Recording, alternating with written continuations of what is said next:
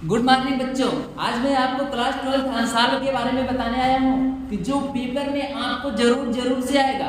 आपकी पेपर में लिखना कैसे ये भी आज आपको पता चल जाएगा। कौन सा वाला क्वेश्चन कितने नंबर का है ये भी आपको पता ही चलने वाला है। चलिए हम लोग शुरू करते हैं। इसमें जो आपको पूछ रहा है खंड द के 5वें का घ है। पूछ रहा है व्हीट स्टीन सेतु संतुलन की अवस्था में उसकी भुजाओं के प्रतिरोधों के बीच संबंध स्थापित कीजिए।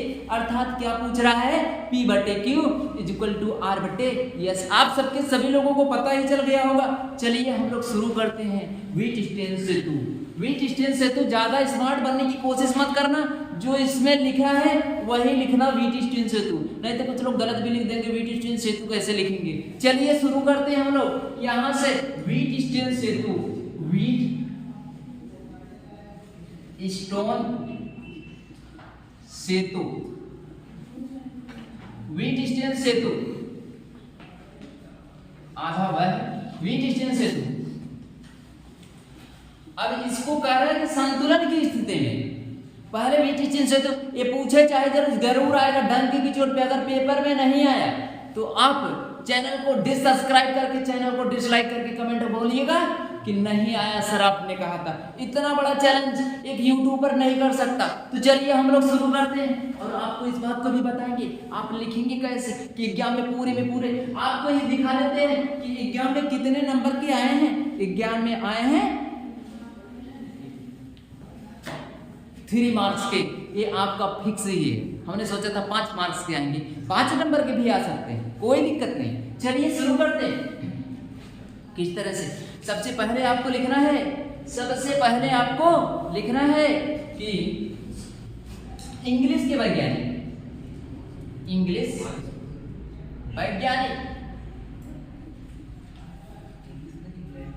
वैज्ञानिक प्रोफेसर व्हीट स्टोन ने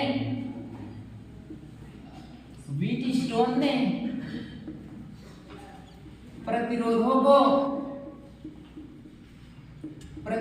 को ज्ञात करने के लिए प्रतिरोधों को ज्ञात करने के लिए एक विशेष प्रकार की व्यवस्था का आविष्कार किया। विशेष प्रकार की व्यवस्था का आविष्कार किया।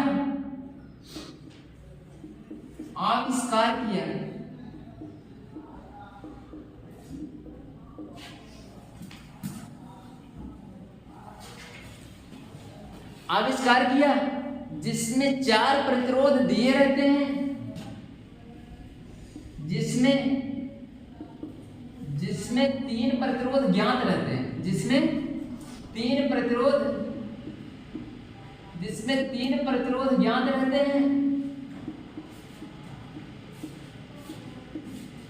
तथा एक प्रतिरोध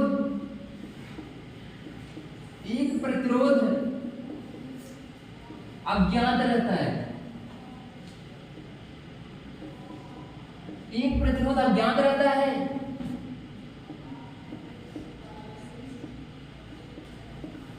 इसी अज्ञात प्रतिरोध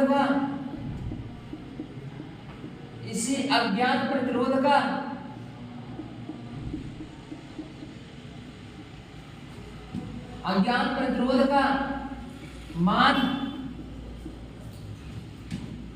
व्हीट स्टीन सेतु से आसानी से ज्ञात किया जा सकता है। आसानी से ज्ञात किया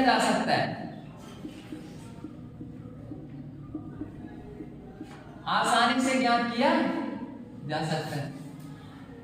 इसमें अगला कह रहे हैं उसकी व्यंजन की उत्पत्ति कर रहे हैं। इसमें सिद्धांत लिखेंगे इसका। बेटा नीचे तक दिख रहा है बोर्ड पूरा, यहां से लिखेंगे सिद्धांत। ये वाली रहेगी काली हेडिंग से, काली पेन से। हेडिंग क्या होगी? एक काली पेन से रहेगी सिद्धांत, ठीक है। और यहां से लिखेंगे कैसे? संतुलन की स्थिति में, है ना। अब इसके बाद व्हीटस्टीन सेतु का फिगर भी तो बना लेंगे। मान लीजिए कि यहाँ पे व्हीटस्टीन सेतु का आप फिगर बना लेंगे।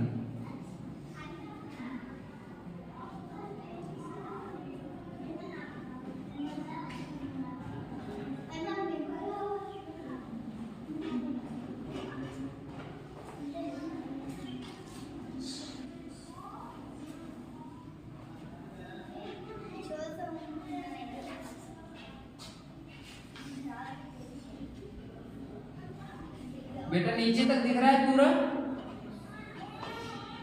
कट जाए तो बताना, पिन से मिटा के बना देंगे।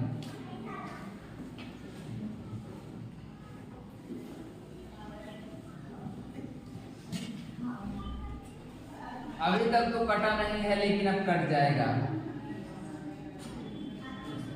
अब कट गया, थोड़ा से ही तो है। वीडियो को थोड़ा नीचे कर लेते हैं, स्टैंड को।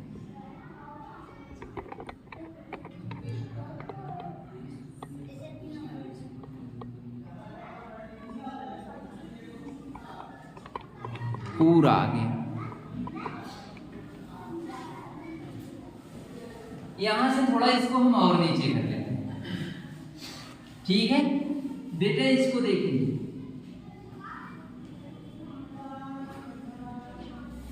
ठीक है। यहां पे क्या लगा हुआ है? सेल लगा हुआ है। सेल से क्या बहती है? धारा बहेगी, ठीक है। कहीं वोल्टेज भी आता है, बिल्कुल आता है। यहां से धारा इसमें कितना जाएगी? I1। यहां से कितना जाएगी? I2। यहां पे कितना रहेगी? I1। यहां पे कितना रहेगा? I2। यहां पे कितना हो जाएगा? I, ठीक है। यहां बीच में एक गैल्वेनोमीटर लगा है। यहां पे विसर्ग की कुंजी लेके देते हैं, जिसे हम आगे पीछे खिसका के इसको संतुलन की स्थिति में करते हैं, है ना। इसका नाम P रख लेते हैं, इसका नाम Q रख लेते हैं, इसका नाम RS रख लेते हैं, इसका नाम S रख लेते हैं, ठीक है। यहां से देखेंगे हम ऊपर करते हैं इरेज। क्या करते हैं? इरेज करते हैं ऊपर। मिटा दे, मिटाना है। चल बेटा, आप अगर इसको देखेंगे तो पूरी तरह से आपको समझने में आएगा। आप विज्ञान में अच्छा मार्क्स ला पाएंगे, विज्ञान में अच्छे मार्क्स ला पाएंगे।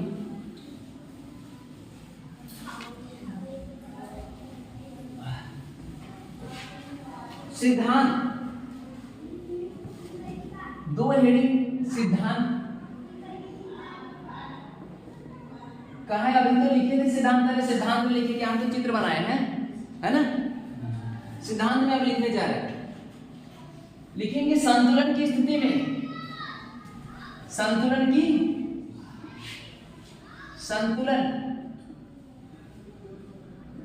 स्थिति में,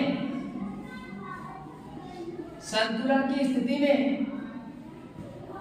किन्हीं दो प्रतिरोधों का अनुपात है, प्रतिरोधों का अनुपात है। एक बात और आपको बता देते हैं, ये आपके वाइवा में भी पूछा जाएगा, तो क्या बताना है? यही बताना है सिद्धांत।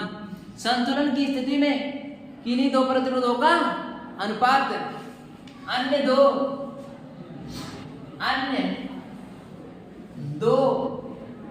संगत प्रतिरोधों के अनुपात के बराबर होता है। संगत प्रतिरोधों के अनुपात के बराबर होता है, बराबर होता है। अर्थात P/Q is equal to R बटे यस। यही आपको डेरिवेट करना है, आपका पूरा काम बन जाएगा।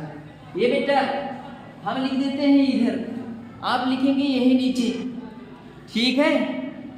यहां से उपपत्ति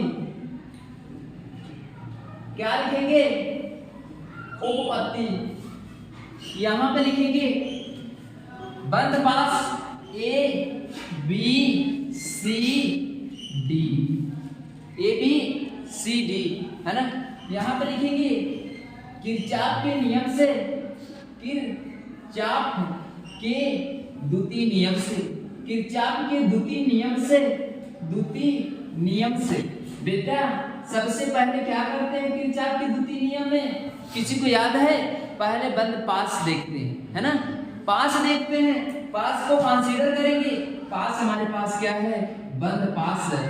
बंद पास बेटा स्टेप खाएंगे नहीं तो नंबर खा जाएगा आपका। अगर नंबर खा जाएगा तो नंबर क्या हो जाएगा, कम हो जाएगा। किसी चीज को खा जाते हैं तो कम होता है ना, कहते पैसा रहता है जेब में, पैसा खा गए तो पैसा कम होता है कि नहीं, तो नंबर खा जाएगा अगर आप स्टेप खाएंगे तो। डरिए, नंबर खाने से डरिए, स्टेप खाने से डरिए। बंद पास तो क्या लिखेंगे, ए बी डी, ए में जहां से शुरू करेंगे वहीं पे अंत करेंगे, ए बी डी ए, इतना तक सही है। अब लिखेंगे किरचॉफ के द्वितीय नियम से, बंद पास कैलकुलेट कर लिए। दूसरा काम क्या होता है, किसी को पता है, हम पाथ देखते हैं। पाथ बताए हैं आपको, हमेशा एंटी क्लॉकवाइज लेना है। पाथ कौन सा लेना है, एंटी क्लॉकवाइज लेना है। जब पाथ और करंट दोनों सेम डायरेक्शन में हो तो निगेटिव लेते हैं। जब पाथ और करंट दोनों सेम डायरेक्शन में हो तो क्या लेते हैं, निगेटिव लेते हैं। यहां से ध्यान से देखिए, ये हमारा क्या है, पाथ ऐसे ही तो जा रहा है, ऐसे ऐसे ऐसे, करंट ऐसे जा रहा है तो निगेटिव ले ले, क्या बिल्कुल निगेटिव ले लीजिए। माइनस I1 गुणे P, इतना तक सही है। यहाँ पे आए कुछ नहीं मिला, इधर देखिए मुंह इधर लटकाए लटकाए आ रहे हैं, ये ऊपर की तरफ जा रहे हैं, ऊपर की तरफ जा रहे हैं, धारा नीचे की तरफ आ रही है। उल्टा है कि नहीं है, बिल्कुल उल्टा है। उल्टा है तो यहाँ से लिख देंगे I2 गुणे R। ये बेटा और कुछ तो लगा नहीं है, इसलिए हम बराबर 0 कर देंगे। इतना तक बात समझने में आई है, बिल्कुल समझने में आई है। I1 इंटू P बराबर माइनस में ये हो जाएगा माइनस I2 इंटू R। ये माइनस से माइनस कट जाएगा, I1P बराबर I2 R। समीकरण नंबर 1 हो जाएगा, समीकरण नंबर 1 हो जाएगा। पुनः किरचॉफ के द्वितीय नियम से, पुनः किरचॉफ के द्वितीय नियम से, पुनः किरचॉफ के द्वितीय नियम से, किरचॉफ के द्वितीय नियम से, किरचॉफ के द्वितीय नियम से फिर क्या करेंगे, सबसे पहले पास को देखेंगे। पास पहले इसको ले चुके हैं, इसको लीजिए, बी सी डी, बी में बी सी डी, बी में। ये हमने किसको देखा, पास को देख लिया। बोले तेरी तक बात सबको समझ में आई है, बिल्कुल आई है समझ में। यहाँ से आप हमको बताएंगे, यहाँ से हम दूसरा पाथ देखेंगे। हम बोले हैं कि किस में लेना है, एंटी क्लॉकवाइज में लेना है। ये बेटा देखेंगे धारा नीचे की तरफ है तो पाथ भी तो नीचे की तरफ है, दोनों सेम डायरेक्शन में है तो क्या लेंगे, निगेटिव लेंगे। उम्मीद करता हूँ आपको पता चला होगा। I1 है इंटू क्या से गुणा करेंगे, हम Q से गुणा कर देंगे। इतनी तक बात सबका क्लियर है। और इसको देखेंगे पाथ नीचे की तरफ आ रहा है, धारा ऊपर की तरफ जा रही है। पाथ नीचे आ रहा है, धारा ऊपर जा रही है, क्या हो जाएगा, I2। कोई भी अपना I2 इंटू S ध्यान यहीं पे लगाए रहेंगे। और यहाँ से देखेंगे आप क्या होगा, माइनस I1 इंटू Q बराबर हो जाएगा माइनस I2 इंटू S। ये माइनस से माइनस कट जाएगा, I1 इंटू Q बराबर I2 इंटू S आएगा। बोलो इतना तक समझने में आया, उम्मीद करता हूँ सबको आया होगा। चल बेटा, बड़ी मेहनत लगती है वीडियो को बनाने में। आप लोगों से एक गुजारिश है, आप सब्सक्राइब कर दीजिए। हम ये अपने अंदाज में आपको पढ़ाएंगे, आपको बिना पढ़े भी समझने में आएगा। चलिए शुरू करते हैं। यहाँ से समीकरण 1 में 2 से भाग देंगे। समीकरण 1 में क्या करेंगे? 2 से भाग देंगे। कुछ लोग बोलेंगे पढ़ाता कम चिल्लाता ज्यादा है। बेटा उनकी अपनी नजरिया है। हम यहाँ से शुरू करेंगे। I1P समीकरण 1 में 2 से भाग देने पर, समीकरण 1 में 2 से भाग देने पर, समीकरण 1 में 2 से भाग देने पर, समीकरण 1 में 2 से भाग देने पर यहाँ से है I1 into P अपान I2 into Q, I1 into Q, यहाँ से हो जाएगा I2 into R अपान I2 into S।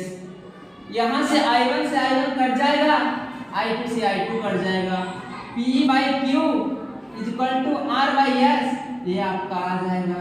आपको यही उत्पन्न करना था, यही आपको लेकर के आना था। यही आपको कितने नंबर का हो जाएगा? 3 नंबर का। लेकिन एग्जाम में इसमें 3 नंबर आया है, लेकिन ये 5 नंबर का भी आ सकता है, ये 5 नंबर का भी आ सकता है। देखेंगे कैसी आपकी किस्मत रहेगी, वैसे ही पेपर आएगा। ठीक है, thank you for watching this video. हाँ तो बच्चों चलो चालू करते हैं आगे। यहाँ से आपको व्हीटस्टोन सेतु के बाद आपको दिया है कौन सा आगे बेटा?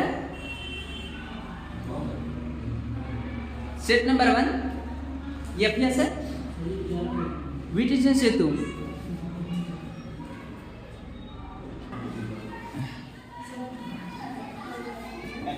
हाँ बेटा इधर देखेंगे, आगे नेक्स्ट वाला सवाल है। यहाँ से आप देखेंगे ध्यान से,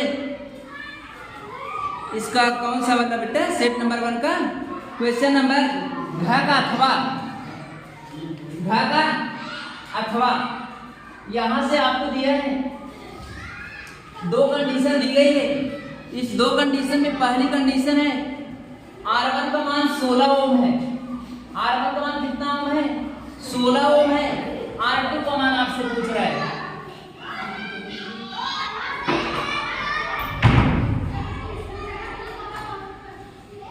बेटा हम जाकर बात करना शाम करा।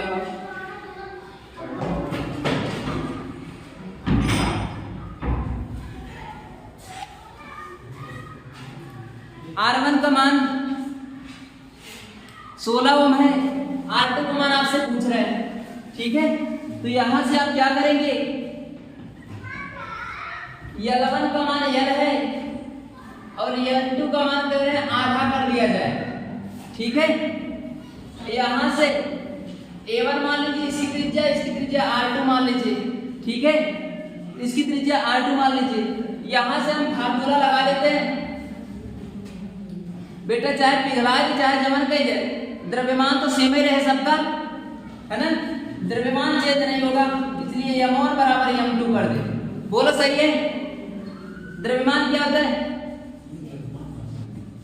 अरे बेटे द्रव्यमान कहां से आ गया? मतलब जैसे कोई लोहा था, उसे पिघला करके राड बनाई जा रही है, तो द्रव्यमान तो होगा ना उसमें, द्रव्यमान होगा ना। पिघलाए के अगर मान लो जैसे हम बाटी से लंबा की, है ना?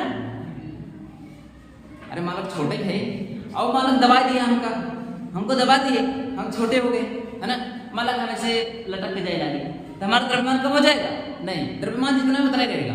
ठीक है, तो घनत्व बराबर क्या होता है? द्रव्यमान इनटू आयतन। तो द्रव्यमान बराबर क्या हो जाएगा? घनत्व इनटू आयतन। ठीक है, घनत्व इनटू आयतन, ρ2 इनटू v2। इतना तक सही है? चल बेटा अच्छा इसको रहने दीजिए, डायरेक्ट फार्मूला लगाते हैं। एक फार्मूला हम जानते हैं, R इक्वल टू क्या होता है? रो L1 बाई A1, है ना? डायरेक्ट लगाते हैं। समीकरण नंबर 1, यहां से R2 equal to rho upon L2 by A2, ये समीकरण नंबर 2। इतना तो सही है? अच्छा, R1 बाई R2 मान निकालना है। यहां से रो कट जाएगा, है ना? यहां से क्या हो जाएगा? L1 इंटू A2 अपान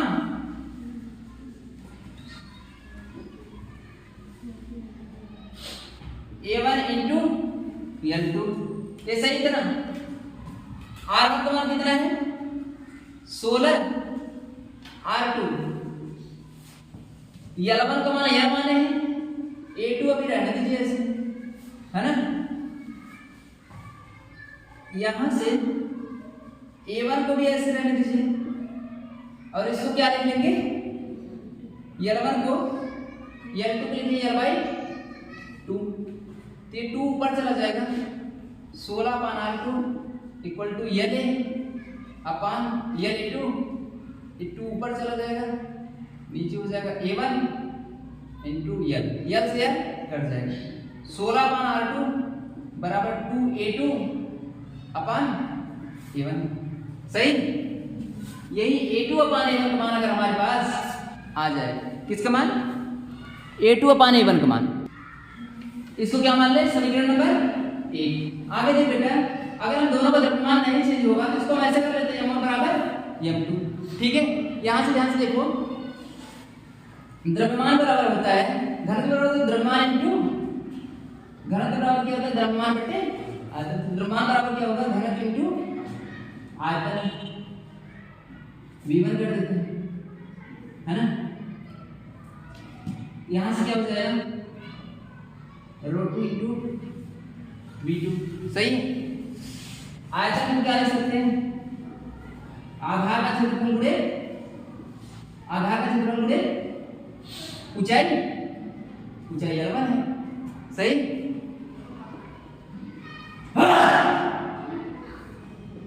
आधार का क्षेत्रफल गुणे ऊंचाई क्या हो जाएगी L2।